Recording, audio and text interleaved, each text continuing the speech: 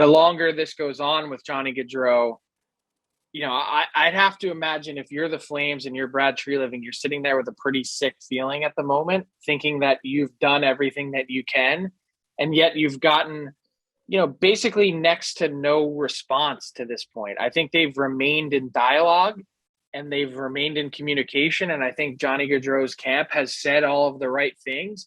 But we're approaching July 1st on Friday.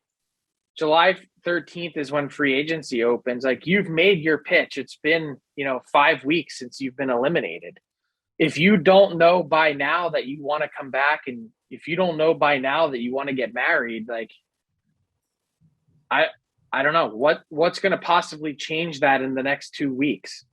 Is he going to be like Stamkos? Remember Stamkos free agency, Frank? And everybody was like, I don't think Toronto so. was courting it. And then he, right at the last minute, he's like, no, I'm staying in Tampa. I think if he gets the market, he's gone. Oh, I think if it goes on another week, he's gone. Yeah, because Stamkos signed right before, didn't he? Wasn't it June 30th? He made it to, he had gone through the interview period. Right. That's the thing, is he was able to visit with teams. This, the interview period's gone. Mm-hmm. But who's kidding who? Like, I think that's, I don't want to say, maybe one of the unwritten stories, but it sure feels like even with the interview period gone, there's plenty of emissaries or messages being sent, I guess is the proper way to phrase it.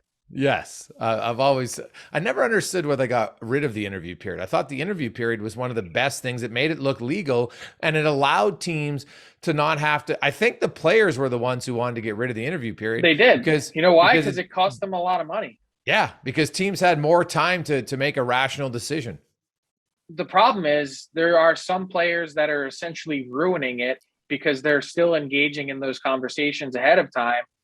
And there's no, like, if everyone stuck to the plan and stuck together and no one actually talked terms before you hit free agency on July 13th at noon, it would go back to being a real frenzy where GMs are picking up the phone at 12:01 and just, increasing the bids minute by minute. The bidding war hurts players and helps teams a lot. You mean the bidding war helps players, right? Well, yes, but right now, as it's currently constituted, it helps teams because players essentially are agreeing to contracts days before the actual free agency opens, and that benefits teams.